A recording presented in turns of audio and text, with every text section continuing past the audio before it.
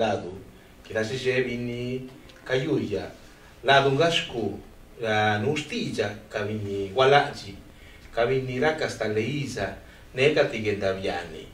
Yana jiwa jarisaka tinu uno tiji nakabe jinanjo tishi dija limino, dija walaji limino, giraka dija limi stalevini idubi dijila yostino México. Muy buenas tardes amigos, estamos en Xcú, raíz en zapoteco. Nos da mucho gusto, el día de hoy es festivo porque estamos celebrando el Día Internacional de las Lenguas Madres, de las lenguas que nos dan identidad. Y vaya que se habla en nuestro país, pero también tenemos doble celebración porque para mí es un placer tener a un hermano mapuche con nosotros, Juan Rojas Gutiérrez. Juan, bienvenido hermano. Gracias, igualmente, muy contento de estar aquí este día y con estos temas que vamos a tratar. Muy bien Juan, pues vamos a disfrutar de la emisión de hoy porque Juan es antropólogo, es arqueólogo, un hombre que me parece que en el 68 pisó por primera vez las tierras mexicanas y me parece interesante porque tiene una fotografía de nuestra sociedad, de nuestro país, y al hablar con él en estos tiempos es muy interesante todo lo que arroja nuestro hermano Juan, hermano mapuche. Pues adelante Juan, ¿por dónde quieres que comencemos? O tienes toda la palabra hermano. Gracias. Es verdaderamente un placer poder tener estos espacios para llevar la voz de los pueblos originarios a través de estos medios electrónicos modernos y que sea escuchada. Es el tiempo de los pueblos originarios a partir de la desintegración de Occidente con esta visión eurocentrista de la Europa central que llegó con Colón en el siglo XVI y que de algún modo se ha mantenido secuestrada por los estados nacionales que aún después de más de 525 años y contando, los estados nacionales no reconocen a los movimientos ni a los pueblos originarios que ahora han mantenido su resistencia y que se ha ido propagando cada vez más esta reforma conceptual de ya no hablar más de los pueblos indígenas, porque esa concepción fue un error geográfico, cultural y político que interrumpió el desarrollo de estas regiones que se llama América. Sin embargo, nosotros no nacimos con la historia de España, sino más bien tenemos una historia mucho más profunda como para que se nos diga el nuevo mundo. Tenemos a través de la arqueología una historia de más de 20.000 años, por lo menos, y un desarrollo civilizatorio importante. No solo éramos pueblos salvajes, como nos calificaron bárbaros, los bárbaros siguen siendo estas culturas dominantes, solo que ahora hay más libertad de poder reflexionar sobre esta falsa concepción. Y uno de los puntos centrales de esta plática es que Ilan Semo, hijo de Enrique Semo, sociólogos de la Universidad Nacional Autónoma de México, se han dedicado a estudiar esta otredad, ¿no? si realmente estábamos aislados en el continente americano o si realmente había una gran movilidad.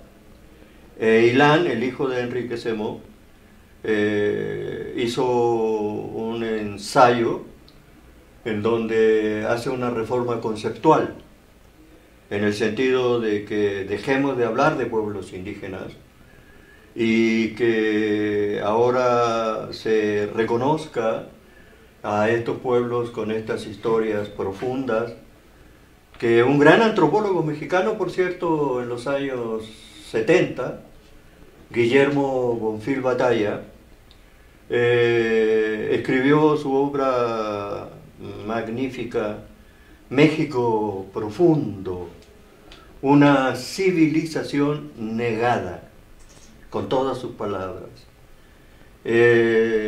Tuvo un accidente extraño cerca de la Universidad Nacional, yendo a su casa, chocó y ahí dejó su vida, y como que se estancó esta investigación que él propone. De ahí yo saco una de las lecciones que me parecen importantes de ese libro de El México Profundo, una civilización negada. Dice el textual, de lo que se trata es de ver a Europa desde la comunidad y dejar de ver a la comunidad desde Europa. Eso es tan simple, tan directo, tan frontal, ha creado estos espacios en los que nos encontramos ahora, en donde es la comunidad la que está entendiendo lo que significa haber perdido nuestra manera de mirar al mundo y de defender estos grandes logros que se dieron, como la domesticación del maíz, por ejemplo. Yo cuando llego de Chile, pues me enseñan en la Escuela Nacional de Antropología de que México es el país que genera este recurso alimenticio que hoy alimenta a la humanidad, igual que el arroz de los pueblos asiáticos o el trigo de los pueblos del norte de África, como Egipto. Y me decían los maestros de que la domesticación del maíz estaba ligado con la cultura olmeca, por ejemplo, cultura madre, le llamamos nosotros en el mundo antropológico. Madre porque a partir de ahí empieza todo un desarrollo de la agricultura. Pueblos que habían sido nómades, con una sociedad limitada y mutante, ¿no?, se transforman en pueblos agrícolas, lo que significa un cambio económico de campo y ciudad, en el sentido de que el campo sigue alimentando estos nuevos centros culturales como los olmecas, los zapotecos, los mixtecos, los teotihuacanos, los toltecas, hasta llegar a México Tenochtitlan, que es cuando se enfrentan a estos conquistadores. Y esto pues al principio como que no motivaba a la gente, porque estaba muy profundo esta confusión de los pueblos indios, indígenas. Es una invención española. ¿Por qué lo digo? Porque Ilan Semo dice de que es un invento español, dado de que ellos estaban persiguiendo la ruta de la seda y tocaban la India de la cultura hindú, el subcontinente indio que choca esa isla a través de las placas tectónicas y su movimiento con Asia, y cada vez más profundamente, y por eso que se levanta el Himalaya todos los años ciertos centímetros. Y esa cultura hindú pues es una cultura que hoy día ha tenido una gran transformación dado que es una sociedad de una gran pobreza, pero también de una gran inteligencia y de desarrollo muy profundo en ciencias.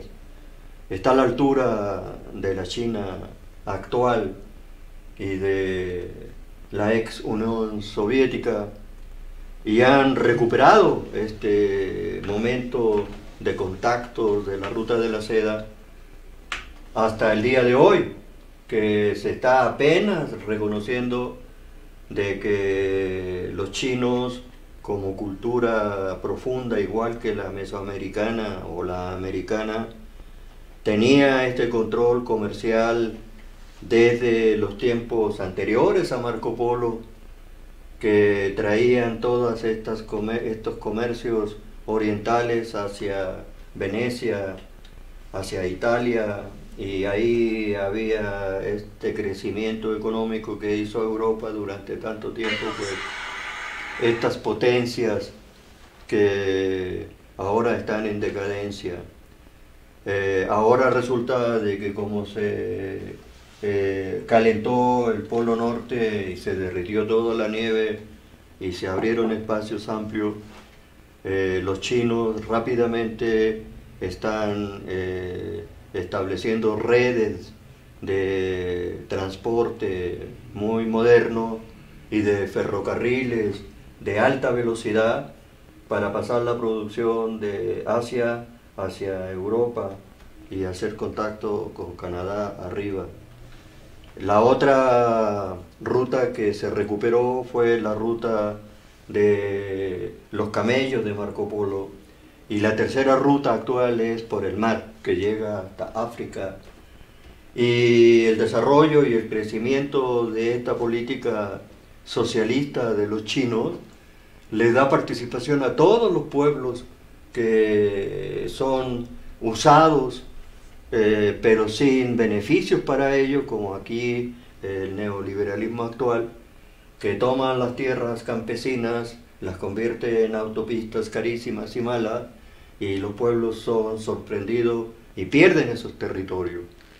En cambio, el desarrollo que estamos viviendo en Asia, los pueblos participan de esa transformación y todos salen ganando, y no nada más el capital transnacional. Te interrumpo tantito. Por ejemplo, entonces la situación de los indígenas hasta hoy no ha cambiado en nada, seguimos en las mismas, y bueno, lo que comentábamos antes de iniciar la charla, estos conceptos que a lo mejor no son adecuados, pero de manera institucional se han adaptado o se han impuesto. Exactamente. Tanto el término indígena, indio, indigenista, ¿no?, que no tiene nada que ver con nuestra cultura, y este otro término que es cultura, ¿no? Cuando se habla de vamos a hacer un proyecto cultural, vamos a hacer un desarrollo cultural en una zona X. Entonces, son términos que tú me decías que no van acorde a nuestra realidad. No, porque una de las leyes que vienen del centro del Banco Mundial, incluso de la UNESCO, de la cultura, son imposiciones todavía del modelo europeo dominante, ahora a través de Wall Street y las transnacionales, y ellos siguen no reconociendo el valor de esta presencia de los pueblos originarios, dado de que las leyes que vienen desde el exterior y que México ha firmado pero no ha cumplido, uno de los principios fundamentales es consultar a los pueblos originarios sobre estos famosos desarrollos de la tecnología actual, como el crecimiento de las grandes ciudades como la de México, que ha cambiado tanto en 50 años. Entonces los pueblos originarios no están en la Constitución Política de los Estados Unidos mexicanos reconocidos como pueblos originarios. Eso es grave, porque, muy grave. Porque a veces nosotros, bueno, a mí me incomoda decir soy indígena por ese error. Y bueno, me estoy acostumbrando a hablar de pueblos originarios, pero constitucionalmente existimos con el término indígena, como poblaciones indígenas, como zonas indígenas. Y políticas, sí. Y hablamos una lengua indígena, según nuestra constitución. Esta falta de consecuencia de no haber sido pensado ni siquiera después de la Revolución Mexicana en la Constitución de Querétaro del 17, no han sido reconocidos esta presencia, no solamente de la comunidad indígena, sino de su cultura, ya que estamos hablando de la cultura. Y si se perdió el rostro, dicen los abuelos, porque nos han ido borrando nuestra identidad cada vez más, resulta de que ahora ya no basta con eso. Hay un gran día hoy en donde se reconoce la sobrevivencia de más de 6.000 lenguas en el planeta y que se están perdiendo paulatinamente, y cada lengua que se pierde es un mundo que desaparece, es una experiencia de vida de estos pueblos. Entonces ahora han brincado no solo a las comunidades, sino a sus territorios.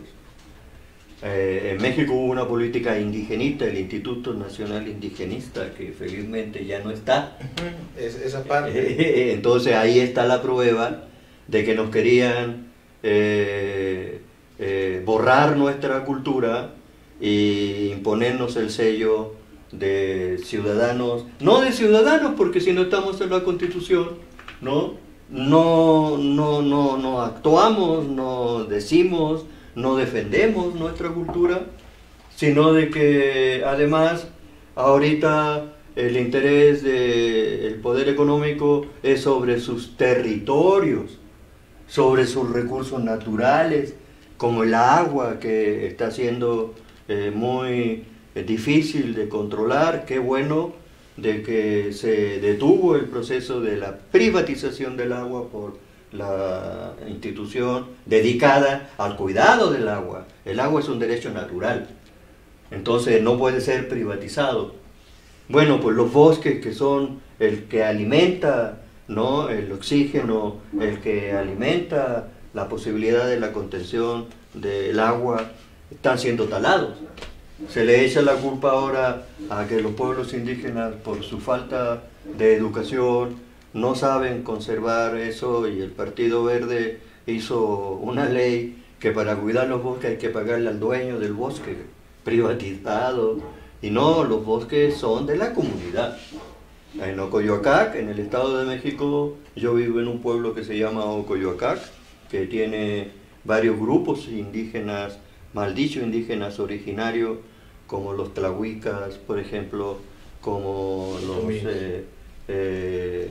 otomíes. Mal dicho otomí, por cierto, porque eso fue una expresión de un conquistador Tenochca cuando conquista el valle del Matlaxinco en el Estado de México, y les puso los otomíes como un despreciativo, los flechadores de pájaro. Otomí viene del náhuatl, o totol por pájaro y mitl por flecha. Entonces eran los flechadores de pájaro. Ahora a esas comunidades que están en Querétaro, que están en Puebla, que están en Hidalgo, en el Estado de México, se están autonombrando comunidades ñañús, los pueblos de la montaña. Entonces hay una especie de actualización dentro de las comunidades de buscar sus propias raíces. Tú hablaste de la palabra raíz. Entonces estamos precisamente en esa línea de sacar a la luz todo lo que se nos ha venido robando, es la palabra jurídica en este caso, a no preguntársele a las comunidades indígenas y usar sus territorios. Tenemos el ejemplo del estado de Morelos, ahorita, en el sentido de que ayer hubo la ejecución de uno de los líderes náhuatl que se opone a la construcción, que ya está hecha además por los gobiernos anteriores, de una hidroeléctrica y de unos canales de riego de aguas contaminadas, y la gente que vive ahí en Atetelcingo no está de acuerdo con eso, se había parado, pero ahora el gobierno actual lo revive y se produce esta ejecución de nuestro hermano náhuatl ayer nada más. Entonces todo esto es lo que hemos estado estudiando, siguiendo, difundiendo, ¿no? En nuestras comunidades para de alguna manera establecer una actitud de orgullo y no de complejo cultural, ¿no? Nos molestábamos por ser llamado indio porque era un error histórico, entonces hay que hacer todo un planteamiento de ya apoderarnos nosotros de la cultura que los pueblos están expresando. Desde la Patagonia hasta Alaska hay esta sobrevivencia, un renacimiento de las culturas de los pueblos originarios que se expresan ahorita con las informaciones que tenemos de muy diversos modos, en el sentido de que se reconoce, por ejemplo, el papel de la mujer. Más adelante hablaremos de ese tema también, sino el sistema de repartición de los bienes. No hay un exceso de producción, no hay un mercado en donde estos productos de primera necesidad son sometidos a las leyes del mercado, como la canasta básica, que ni es canasta ni es básica ahorita, y la lucha de las mamás, de las mujeres, de hacer extender el gasto cuando los precios suben y suben y ellos mantienen su salario bajo. Entonces, pues yo estoy muy entusiasmado de que como antropólogo le demos vuelta a la tortilla y en vez de estar al servicio del Estado nacional, México, según el artículo 2 de la Constitución, es un país multicultural y plurilingüista. A ver, recapitulando, Juan, entonces, si estamos negados en el concepto indígena, entonces estamos negados también para participar políticamente. Claro. Porque si de por sí se dice que somos minoría, si hacemos el rejunto de todo, somos la mayoría. Claro. Porque los que habitamos el Distrito Federal somos descendientes de los pueblos originarios, y bueno, ya vemos un gran porcentaje de los que seguimos hablando nuestra lengua. Entonces llegamos a la conclusión de que existe una obligación histórica, moral, de redescubrir nuestra historia a través de las lenguas, porque puede que ya no exista un documento, los códices, pero considero, y lo he comprobado, que en nuestras lenguas está la historia, esa historia de manera indirecta, pero escondida ahí, ¿no? Oculta. Si compartes esa idea, Juan. ¿Cómo no? Estaba pensando de que también la arqueología ha tenido una gran revolución en su modo de estudiar el pasado, y se habla, por ejemplo, lo acaba de decir, sobre la pérdida de esta memoria, porque nuestros textos, nuestros libros pintados, que son los códices, habían sido desaparecidos por los frailes porque lo consideraban cosa del demonio, que eran ellos mismos. Digo esto porque se han hecho descubrimientos de escritura en piedras, ¿no? Escrituras en los muros pintados de los edificios que en la zona maya están siendo estudiados nuevamente con todo este aparato tecnológico, y quiero poner un ejemplo de ello nada más. En Calakmul, que es un sitio que está cerca de la frontera con Guatemala y el estado de Campeche, Calakmul es del lado de Campeche, es una mega ciudad escondida por la selva. Entonces no ha sido tan destruida como Teotihuacán, por ejemplo, o como Tenochtitlan y el Templo Mayor, que pues ya cada vez queda menos, o de la zona sagrada de mi pueblo en Ocoyoacá, que fue desaparecida porque por ahí pasó la ampliación de la autopista México-Toluca, porque por ahí pasa el trencito del gobierno anterior, que ahora al venir acá veo de que va muy avanzada la obra que quedó pendiente, pero el pueblo perdió ese lugar sagrado, se les llama, que es Tlaxcopa. Tlaxco es juego de pelota, el lugar de juego de pelota, desde tiempos teotihuacanos. Lo que demuestra la movilidad de estos pueblos que no estaban en un punto cerrado y aislado del resto del planeta, sino que en Campeche aparece un templo con pintura mural, todo el templo está pintado, y lo que se ve en ese testimonio, ¿no?, es una pulquería de hace más o menos unos 3000 años de antigüedad. Palabras mayores, 3000 años de antigüedad. Pero el contenido de esas pinturas que están tan bien conservadas que parece que fueron hechas ayer, muestra que la actividad de esa pulquería, es obvio, está dirigido y está ejecutado por mujeres. Y yo cuando llego a México, las mujeres pues tenían prohibido meterse a una pulquería. Así como nos han quitado nuestros hábitos de agricultura, también de placer, como el pulque, bebida de los dioses, ¿no? Las mujeres, según la campaña de las cervecerías europeas y gringas, ¿no?, hicieron una campaña de que el pulque, si entraba una mujer, se agriaba, no, se echaba a perder, entonces, fuera, fuera, fuera. Ahora, esa pintura nos muestra de que las mujeres no estaban desarropadas, no estaban en estado decadente, sino se ven mujeres fuertes, con sus hijas, con sus ayudantes, con sus depósitos de pulque, bebiéndolo, acarreándolo, y una señora con un huipil transparente, ¿no? Se ve de un erotismo excelso, como las pinturas de Egipto, pero en gente delgadita, pero con vestidos transparentes para el faraón. Claro. Aquí la pulquería muestra a una jefa, pero jefa como la gente de Oaxaca, ¿no?, de Juchita, de Juchitecas. Entonces, eso nos revive, no nos estamos inventando nada, claro, pero lo tenemos que divulgar. Fíjate, esa parte que comentas del pulque como elemento sagrado, claro, me remonta a las lecturas que hice de Castaneda. Bueno, lo comento porque tú hablas ahorita de México Profundo de Bonfil. En los 70s, 80, este tipo de textos no estaba abierto a todos.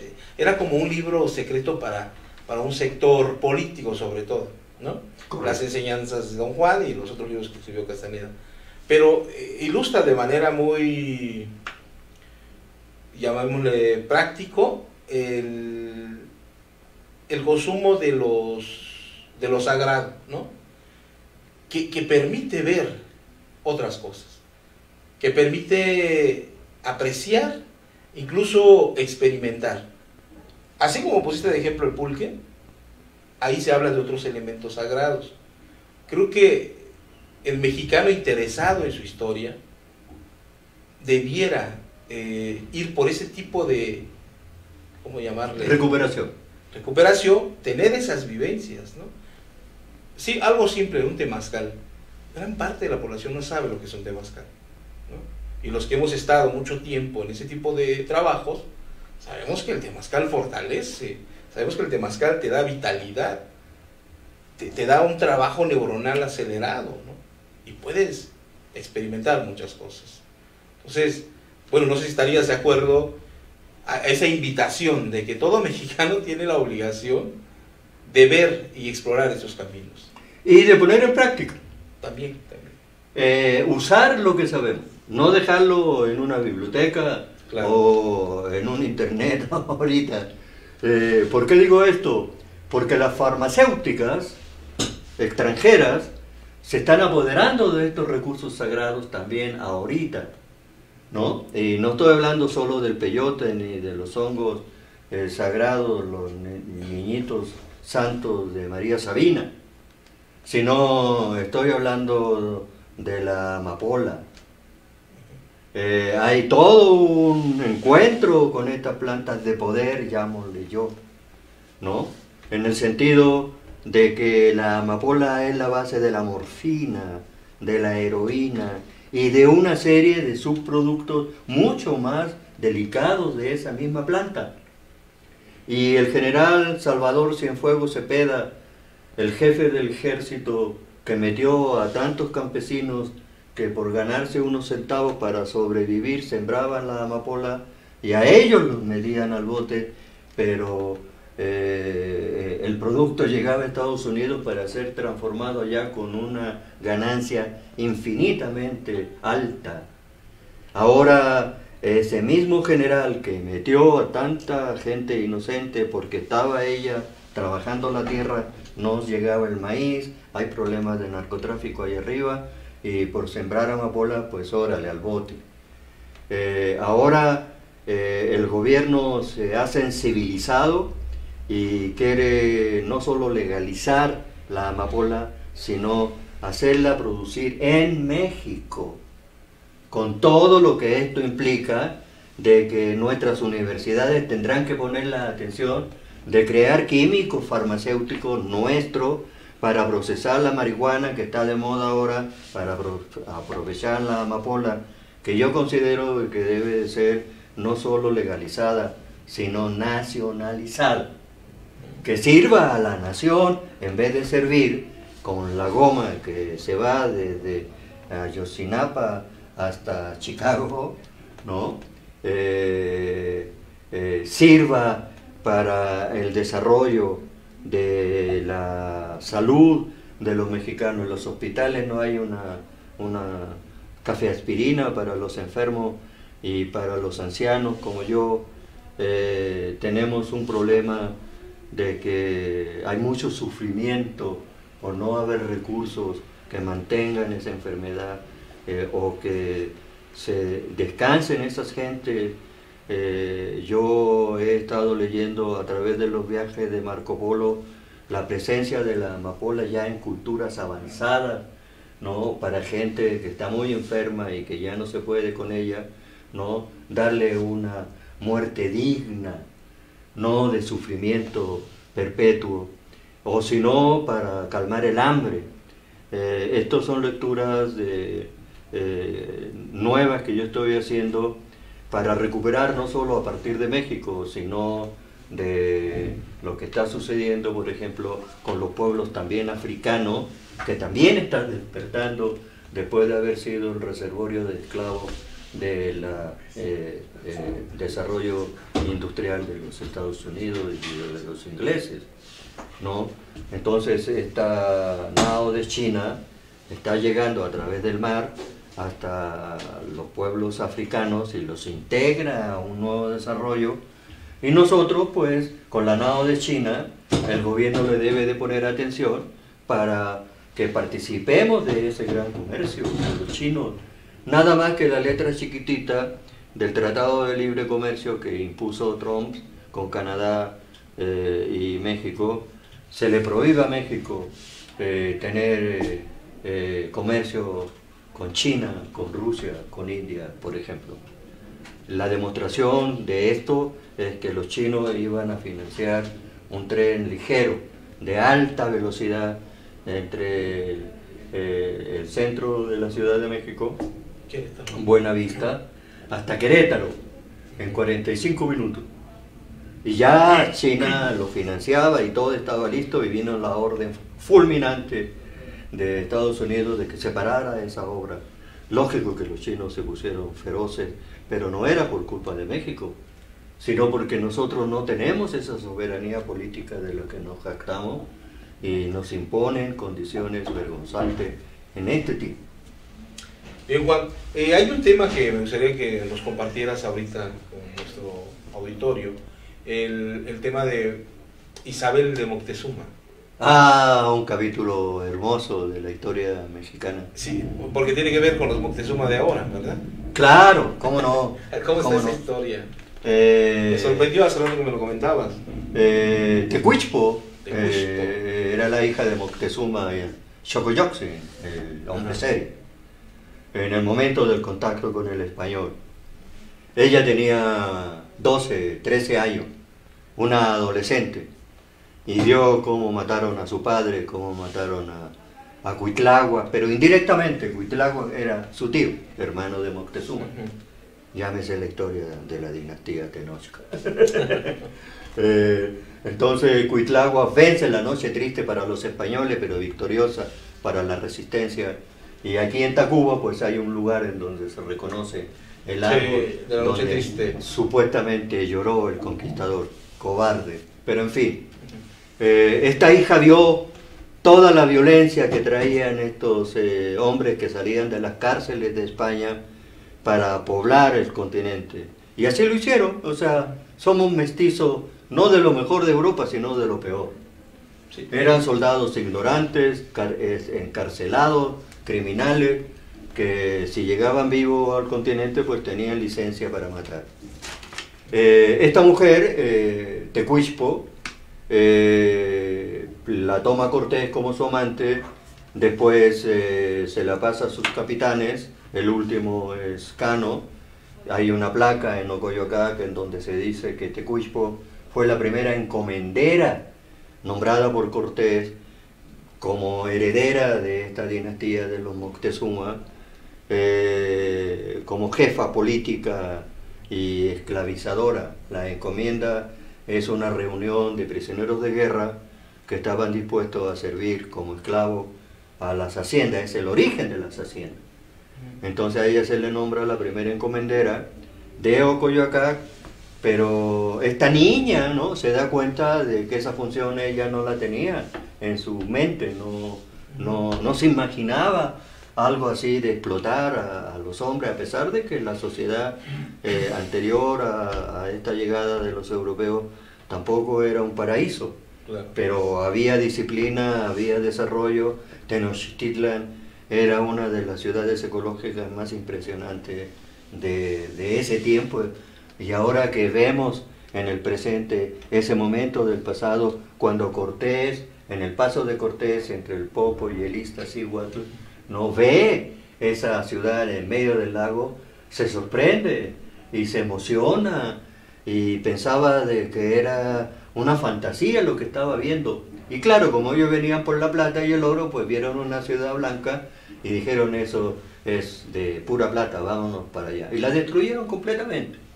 Entonces Tecuichpo, cuando libera a sus encomenderos, ¿no?, claro que el español se molesta, ¿no?, y la castiga, y después de ser esposa de uno de sus capitanes como Cano, la envían a España, a esta chavita. Y una vez en España, ella tenía esa conciencia de que tenía que su raíz tenía que fortalecerse allá, y esa es la herencia que ahora tiene Esteban Moctezuma Barragán, Pedro Moctezuma Barragán, que han estado en mi comunidad hablándonos de toda esta historia, y es un homenaje a las mujeres que está sirviendo como bandera de lucha para este reconocimiento de igualdad en la sociedad. Y termino entonces esta plática con la idea de este Pedro Moctezuma Barragán, que dice de que el gobierno de México Tenochtitlan, de la gran Tenochtitlan, tenía dos jefes: el Tlacuilo, el hombre que habla, el jefe político, y el Cihuacóatl, que es el poder femenino del poder militar que tenía esta unidad política militarizada y religiosa. Y la mujer, esta expresión de Cihuacóatl, Cihua, mujer en náhuatl, Coatl, serpiente, la mujer serpiente. Ella administraba el poder a un plano de igualdad, cosa que ahora tenemos todo un escándalo, que la mujer se está empoderando, ¿no?, después de haber sido sometida como siempre por el machismo que nos caracteriza, Pero eso también es una tradición española, eso también es una tradición judía, eso también es una tradición árabe donde la mujer pues es un elemento secundario, está dispuesta por la Biblia para atender al hombre, ¿no? Y eso pues ya también se está superando. Juan, muchas gracias, hermano, por esta charla, esta forma de ilustrarnos sobre temas que sé que incomodan. Pero bueno, para eso es nuestro programa. Shku, dar las gracias y estamos aquí el próximo jueves. Hasta luego. Felicidades.